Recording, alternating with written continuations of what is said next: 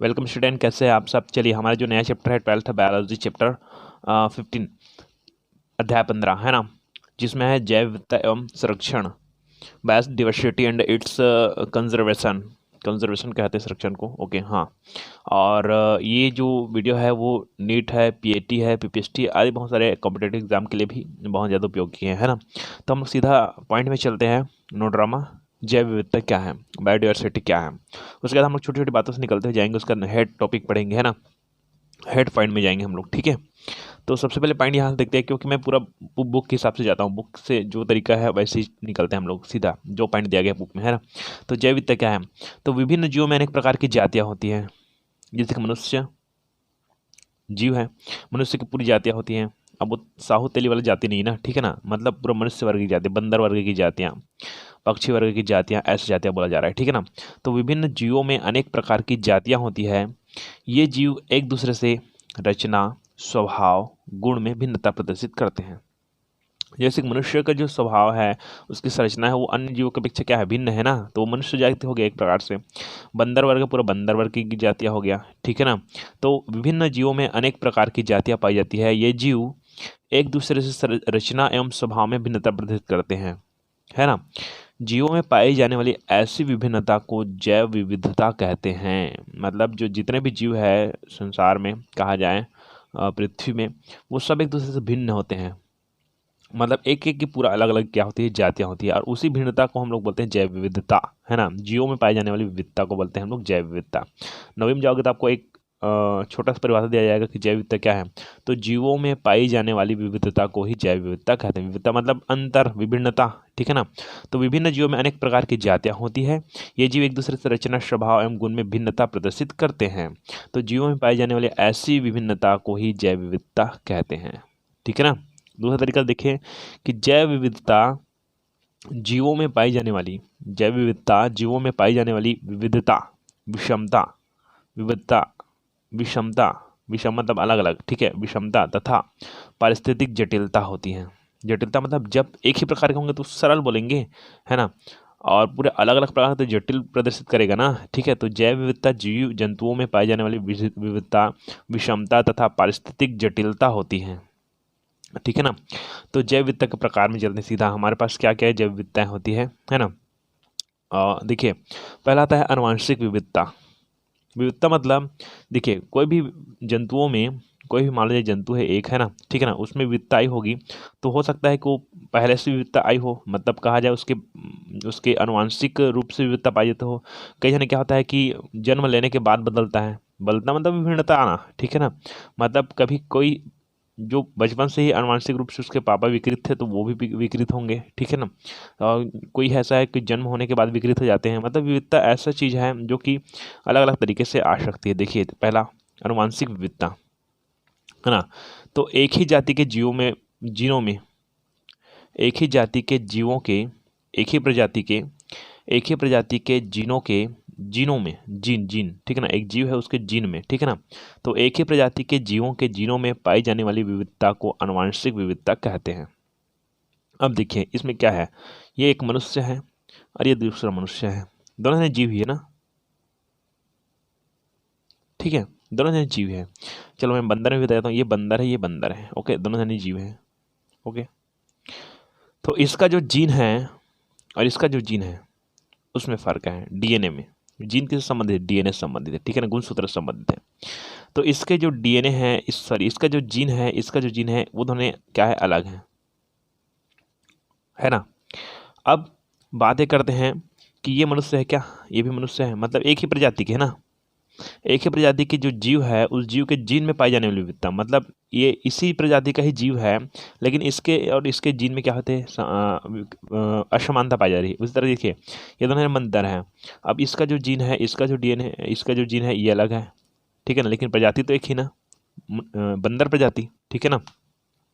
मतलब यही बताया जा रहा है कि एक ही प्रजाति के जीवों के जीनों में पाई जाने वाली विविधता को आनुवंशिक विविधता कहते हैं। इसके जीन में विविधता है, मतलब इसका इसका आने वाला जो पीढ़ी है वो उसकी तरह ही रहेगा, इसका आने वाली पीढ़ी इसकी तरह ही रहेगा, मतलब इसकी जो पीढ़ी आएगी, इसकी जो पीढ़ी आएगी, इन दोनों में भी फिर विभिन्नता पाई जाएगी। लेकिन जाति तो एक ही है ना, प्रजाति तो एक ही है ना, ठीक है ना। वही बताया जा रहा है कि एक ही प्रजाति के जीवों के जीनों में पाए जाने वाली विविधता को हम लोग क्या बोलते हैं, आनुवंशिक विविधता कहते हैं। ठीक है, आगे आता है जातीय स्पेसिस विविधता। जातीय स्पेसिस विविधता है ना, तो इस प्रकार की विविधता दो जातियों के मध्य होती है।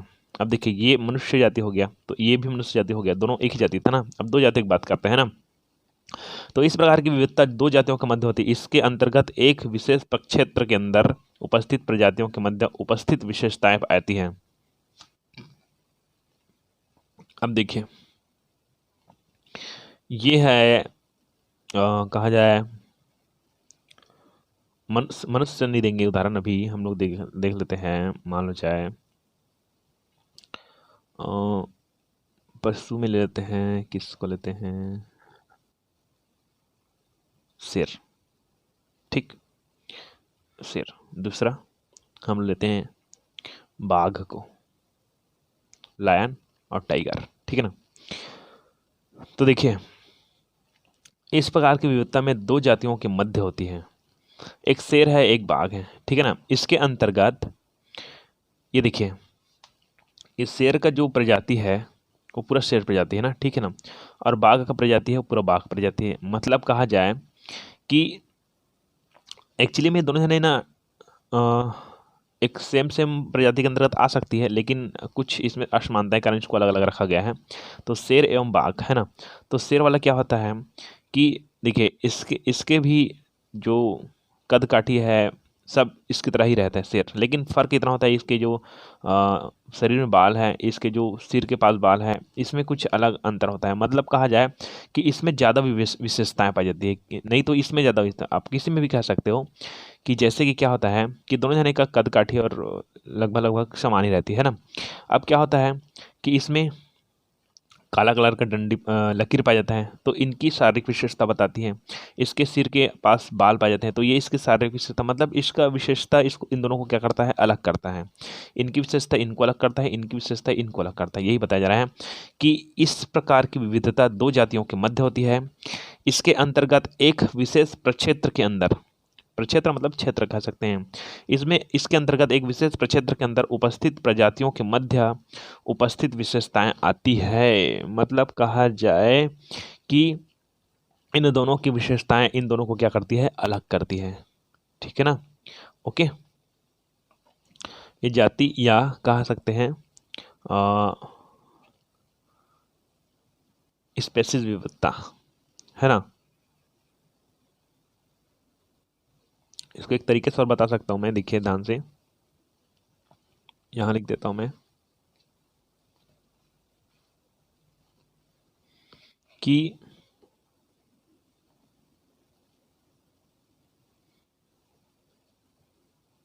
किसी विशिष्ट क्षेत्र में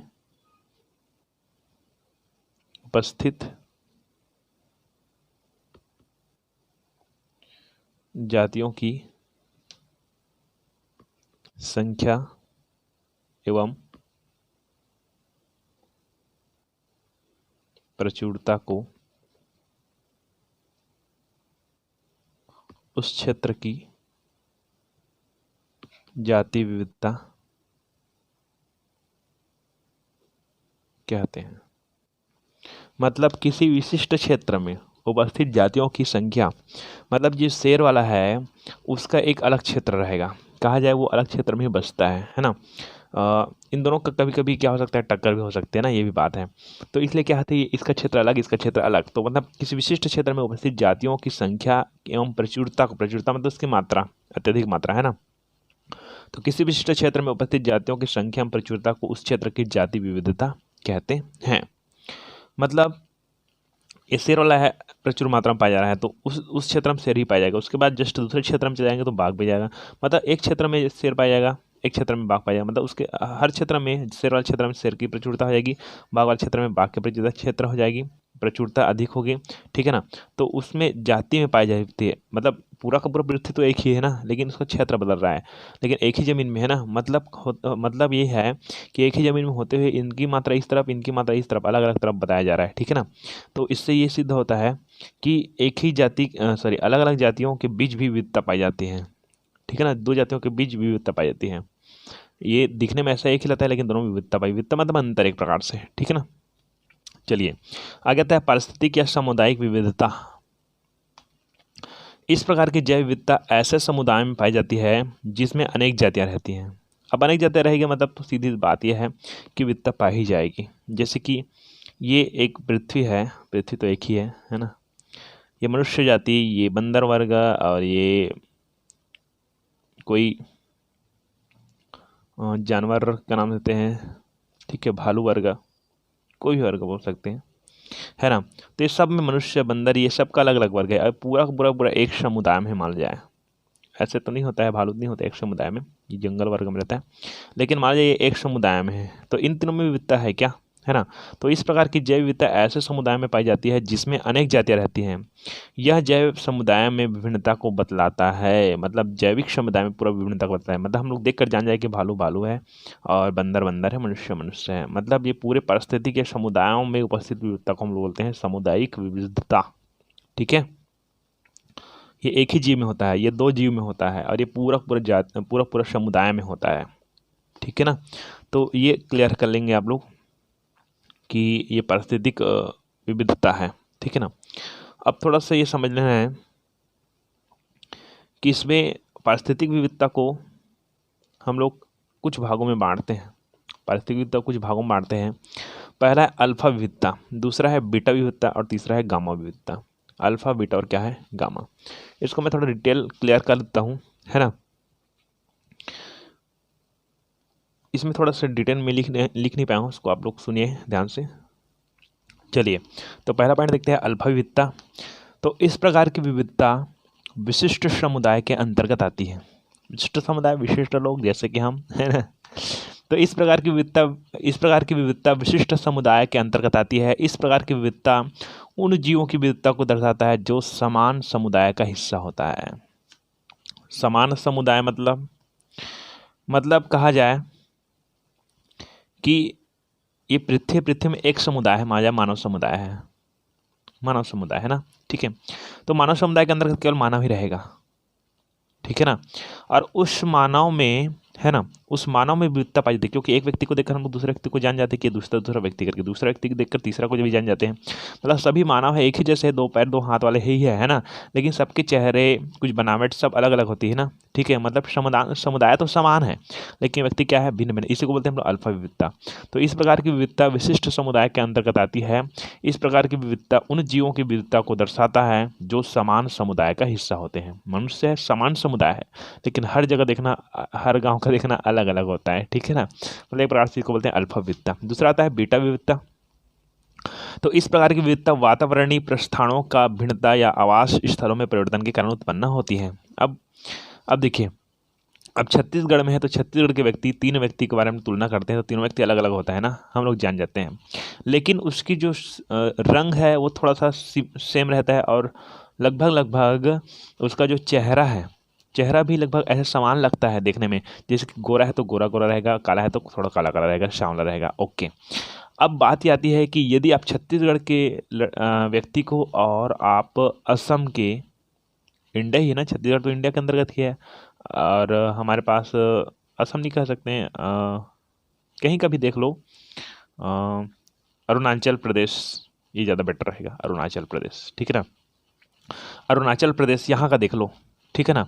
अब यहाँ के व्यक्ति और यहाँ के व्यक्ति दोनों सेम मानव समुदाय है, लेकिन यहाँ के चेहरे को देखकर हम लोग जान जाते हैं कि अरुणाचल क्षेत्र के हैं, समझ रहे हैं ना। उसी तरह से हम लोग दक्षिण भारत में जाएंगे, साउथ इंडिया में जाएंगे, तो वहाँ के व्यक्ति को काले रंग को देखकर ही पता चल जाता है कि ये साउथ इंडिया वाले हैं, ठीक है ना। लेकिन वो तो मनुष्य ही ना, ये भी मनुष्य है, ये भी मनुष्य है। तो ये क्या होता है, एक विभिन्न आवास के कारण, वातावरण व्यवस्थान के कारण उत्पन्न विविधता है ये, ठीक है ना। मतलब ये थोड़ा चीन से जुड़ा हुआ है ना, इधर का, ठीक है। जो चीन से जुड़ा हुआ जो प्रदेश है हमारा इंडिया का, ठीक है ना, वो चीनी टाइप से थोड़ा थोड़ा दिखता है ना। ये क्लियर कर लीजिए आप, है ना। तो इस प्रकार की विविधता वातावरणीय प्रस्थानों की प्रवस्थाओं की भिन्नता का या आवास स्थलों में परिवर्तन के कारण उत्पन्न होती है। ये यहाँ रहता है इसलिए इसका चेहरा ऐसी टाइप से हो गया है, क्लियर हो गया ना। यही समझ लेना कि इंडिया और मान लिया अमेरिका की तुलना करेंगे, अमेरिका नहीं है तो किसी अन्य ऐसे देश की तुलना करेंगे जहाँ पर ठंड रहती है, तो वहाँ के लोग गोरे होते हैं, हमारे यहाँ के थोड़ा सांवले और काले होते हैं, है ना। तो ये क्यों रहे? क्योंकि पृथ्वी तो एक ही है ना, लेकिन उन्होंने तो मनुष्य है, भले अलग अलग कंट्री का है लेकिन पूरा पृथ्वी तो एक ही है ना। तो इसमें भी तो ये आवास के कारण हो रही है। इसका आवास क्षेत्र में ठंड वाला प्रदेश ज़्यादा है, यहाँ पर नॉर्मल प्रदेश है, इसलिए इसका सांवला रंग, इसका गोरा रंग। तो इस प्रकार की विविधता वातावरणीय प्रस्थानों की विभिन्नता का आवास स्थल में परिवर्तन के कारण उत्पन्न होती है। तीसरा आता है गामा विविधता। इस प्रकार की विविधता एक क्षेत्र में उपस्थित आवास स्थलों के जातियों के विपुलता को सूचित करता है। विपुलता को सूचित करता है मतलब कहा जाए सभी आवास में एक ही प्रकार की जातियों का समुदाय हो तो, है ना।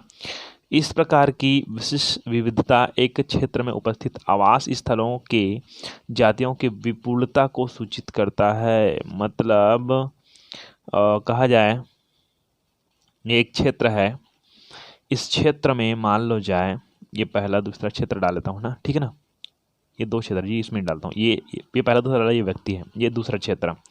तो इस प्रकार की विविधता एक क्षेत्र में उपस्थित आवास स्थलों के, अब ये क्षेत्र में आवास स्थल है, ये एक आवास स्थल, दूसरा आवास स्थल, तीसरा आवास स्थल, ठीक है ना। इसमें भी एक बताता हूँ, इसमें भी ये 3 आवास स्थल है ना। तो इस प्रकार की विविधता एक क्षेत्र में उपस्थित आवास स्थलों के जातियों, अब यहाँ पर ये एक क्षेत्र है, इसका 3 आवास क्षेत्र है, इसमें 1 2 3 प्रकार की जातियाँ हैं, इसमें भी 3 प्रकार की स्थान है, तो इसमें 3 प्रकार की जातियाँ हैं, ठीक है ना, इसमें 3 प्रकार की जातियाँ हैं, ठीक है ना।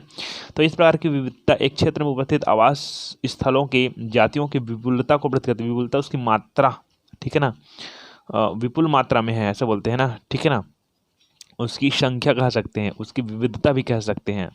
तो इस प्रकार की विविधता एक क्षेत्र में उपस्थित आवास स्थानों के जातियों की विपुलता को सूचित करता है। मतलब ये 3 स्थल है, उसके रहने का क्षेत्र है, लेकिन तीनों में अलग अलग है, विपुलता है, मात्रा अत्यधिक है, इसमें अन्य जाति, इसमें अन्य जाति, इसमें अन्य जाति है, ठीक है। लेकिन तीनों ही मनुष्य है, मानो जाए तीनों ही क्या है, मनुष्य है, या इसमें भी तीनों क्या है, मनुष्य है।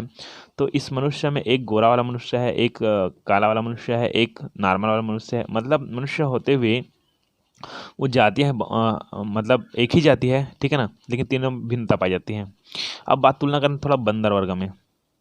चलो, ये समुदाय में 3 आवास स्थल है, जिसमें एक मनुष्य रहता है, दूसरे में बंदर वर्ग रहता है, दूसरे में क्या रहता है, बंदर, तीसरे में शेर वर्ग रहता है, ठीक है ना। अब एक ही क्षेत्र में उपस्थित है, क्षेत्र तो एक ही है, एक ही विविधता एक ही क्षेत्र में उपस्थित आवास स्थल, ये 3 आवास स्थल बताए, एक मनुष्य, एक शेर, एक क्या है, बंदर, ठीक है ना। तो इन आवास स्थलों के जातियों में विपुलता को सूचित करता है ना।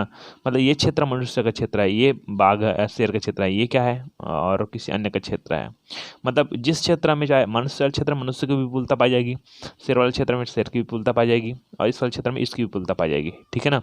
तो इस प्रकार की किसी जाति के, एक ही क्षेत्र में किसी जातियों की विपुलता को सूचित करता है, मात्रा को सूचित करता है, एक ही क्षेत्र में ना, लेकिन ठीक है, इसको बोलते हैं हम गामा। ऐसा ये ज़्यादा इंपॉर्टेंट नहीं है, अल्फा बीटा और गामा विविधता। चलिए, तो ये हो गया गामा विविधता, है ना। अब आगे चलते हैं जैव विविधता के आयाम। आयाम मतलब किस क्षेत्र में, है ना, सर्वाधिक जैव विविधता पाई जाती है। ओके, तो सबसे पहले आता है उष्णकटिबंधीय वर्षावन। उष्णकटिबंधीय वर्षावन, इसका मैं ज़्यादा डिटेल नहीं कर रहा हूँ, पुस्तक में देख लीजिएगा। दूसरा आता है प्रवाल भित्तियाँ, तीसरा आता है आर्द्र भूमियाँ। मतलब ये जैव विविधता के आयाम है एक प्रकार से। मतलब जिस जिस क्षेत्र में जैव विविधता पाई जाती है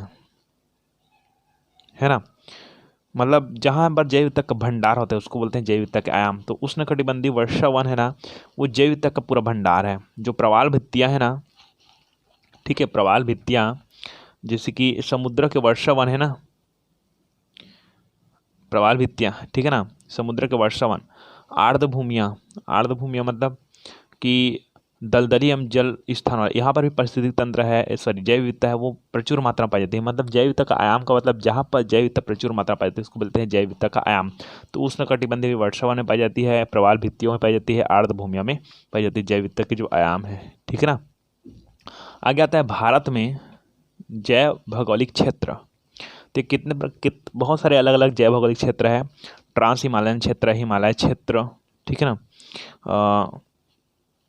मरुस्थलीय क्षेत्र, आर्द्र शुष्क क्षेत्र, पश्चिमी घाट, दक्षिणी प्रायद्वीपीय क्षेत्र, गंगे मैदान क्षेत्र, तटीय, ये सब क्या है भारत के भौगोलिक जैव भौगोलिक क्षेत्र। ये पूरा पर्यावरण टिप्स लगेगा आपको, है ना। वो भौगोलिक क्षेत्र इसको आप लोग याद कर लीजिएगा कहीं से ये करके, है ना। जैव विविधता के कुछ तप्त स्थान भी पढ़ेंगे, लेकिन ये आपको क्या थोड़ा बहुत समझने बस, कहीं ज़्यादा कुछ नहीं है ना।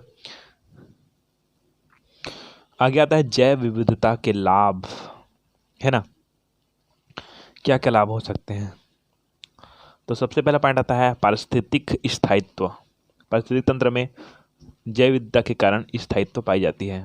पारिस्थितिक स्थायित्व बोलते हैं इसको। जैव विविधता के लाभ या महत्व भी कह सकते हैं हम लोग, महत्व भी कह सकते हैं, है ना।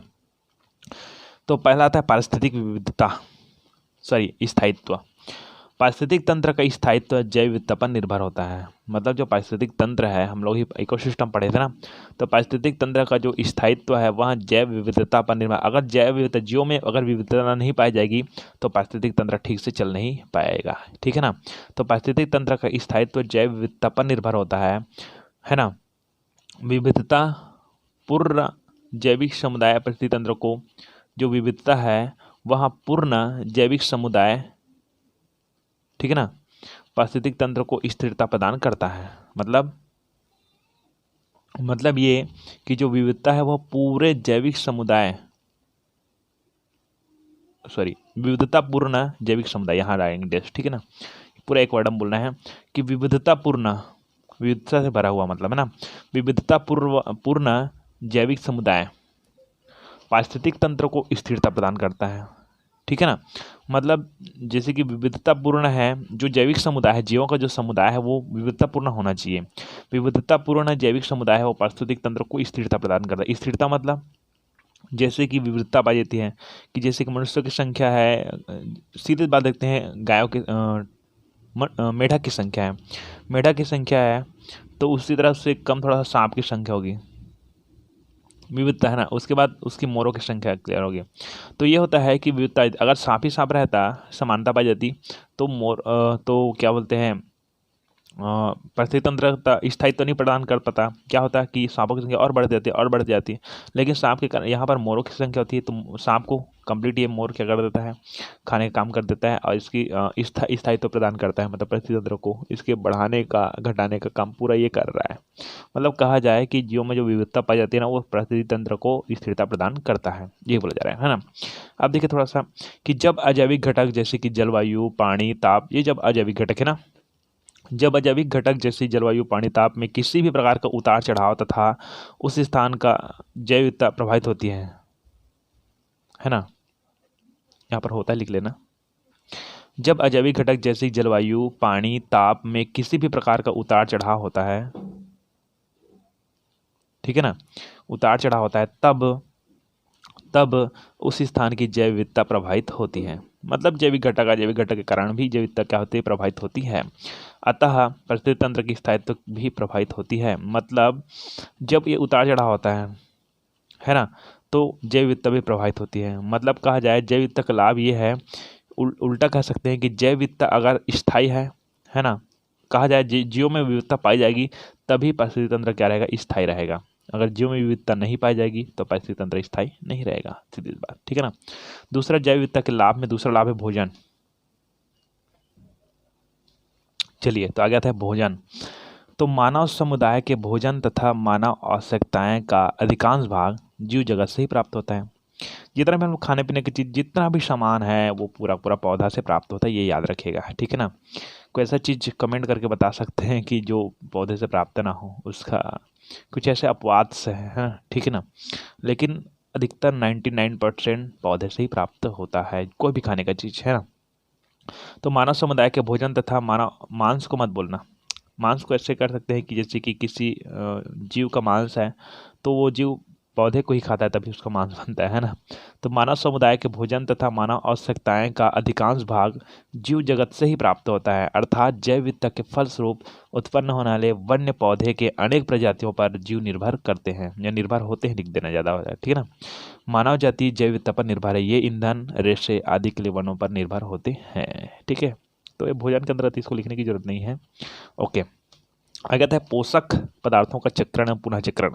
तो उष्णकटिबंधीय क्षेत्र में पाए जाने वाले उच्च जैव विविधता पोषक पदार्थों के चक्रण एवं पुनः चक्रण में महत्वपूर्ण भूमिका निभाती है। मतलब कहा जाए जो जैव विविधता के कारण ना जो कोई भी चक्र है, पोषक पदार्थ है जैसे कि O2 है, CO2 है, इसका जो चक्र है वो जैव विविधता के कारण ही चलते रहते हैं। क्यों? जैव विविधता में बहुत सारे क्या होते हैं जीव, एक जीव उसको खाता है, दूसरा जीव उसको खाता है, तीसरा जीव उसको खाता है, तो जो पोषक पदार्थ है वो चलते रहते हैं। ऐसे अगर केवल एक ही प्रकार के जीव होते हैं तो एक ही प्रकार के तो पोषक पदार्थों को खा लेते हैं लेकिन आगे चलता नहीं, वो ड्रिंक है वो आगे चलता नहीं है ना। तो इसमें क्या होता है कि दूसरा जीव फिर होता है उसको वो खा लेता है तो पोषक पदार्थ उसमें चला जाता है, उसको और खा लेता है तो तीसरा पोषक पदार्थ उसका जमीन में जाता है, जब ये सब मर जाते हैं तो जमीन में चला जाता है पोषक पदार्थ फिर ऊपर चला जाता है। ऐसे ऐसे होते होते चक्र चलता है। मतलब यही बताता है कि जैव विविधता के कारण ना ये जो पोषक पदार्थों का चक्रण पुनः चक्रण होते हुए रहता है।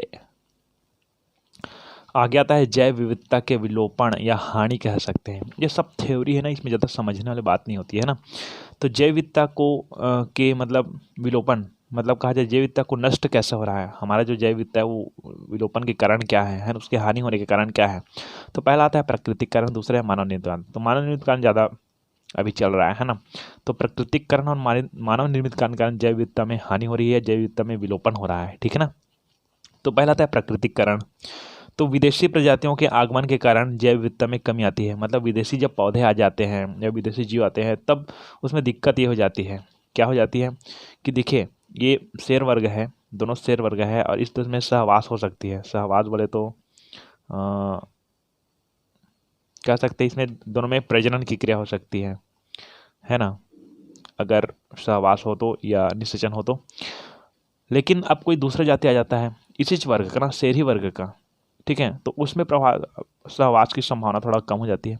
इसलिए ना जो जीवों पाए जाने विविधता है वो हानि होने लग जाती है। मतलब इसकी मात्रा नहीं बढ़ रही है, शेरों की मात्रा नहीं बढ़ रही है, तो शेरों की मात्रा एकदम रुक सी जाती है, तो विविधता थोड़ा कम हो जाता है ना अन्य जीवों की अपेक्षा।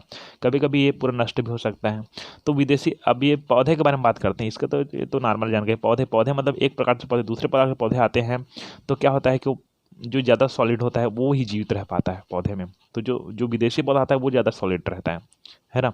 इसका आधार पर देशी वाले हैं वो मृत हो जाती है। मतलब इस प्रकार से कहा जाए कि इसमें जैव विविधता में हानि होने लगती है। तो विदेशी प्रजातियों के आगमन के कारण जैव विविधता में कमी आती है। दूसरा, बाढ़, सूखा, भूकंप आदि के कारण जैव विविधता में कमी आती है। ये अब बाढ़, सूखा, भूकंप आ गया मतलब सीधी बात है पौधे का पोषण नहीं हो पाएगा, है ना। और जब पौधे मर जाएंगे तो जीव में विविधता कहाँ है, तो जीव में विविधता कहाँ पाई जाएगी, है ना। तो परागकणों के स्रोतों में कमी के कारण जैव विविधता में कमी आती है। पराग स्रोत के कम मतलब परागकण में क्या होता है कि फूल से परागकण निकलकर दूसरे फूल में जाते हैं, तब निषेचन होता है वगैरह वगैरह जो भी होता है, उसका थोड़ा नए फूल बनता है। अब परागकण के स्रोत ही नहीं है तो कहाँ से नए फूल बनेंगे, और कहाँ से नए फूल बनेंगे कहाँ से विविधता प्राप्त होगी। क्लियर। ये हो गया आपका प्राकृतिक कारण। दूसरा आता है मानव निर्मित कारण। मानव निर्मित कारण में देखते हैं आवास स्थान में परिवर्तन। मनुष्य अपने स्वार्थी लोग है ना, तो मनुष्य अपने स्वार्थ एवं अन्य आवश्यकताओं की पूर्ति के लिए जैसे खनन, पशुचारण, बांध निर्माण, नगरीकरण आदि, है ना। तो मनुष्य अपने स्वार्थ एवं अन्य आवश्यकताओं की पूर्ति के लिए आवास स्थानों को परिवर्तित कर जैव समुदाय को प्रभावित कर रहे हैं। फलस्वरूप उन स्थानों की जैव विविधता समाप्त हो रही है। मतलब जो पौधे वाले क्षेत्र है उस तरफ जाकर जंगल को काटना कर रहे हैं और वहाँ पर अपने खुद निवास कर रहे हैं, और जहाँ पर जीव निवास करते थे अन्य जीव, तो इस तरह से उसमें विलोपन होने लगता है, हानि होने लगती है, ठीक है। आगे आता है कीटनाशकों का उपयोग।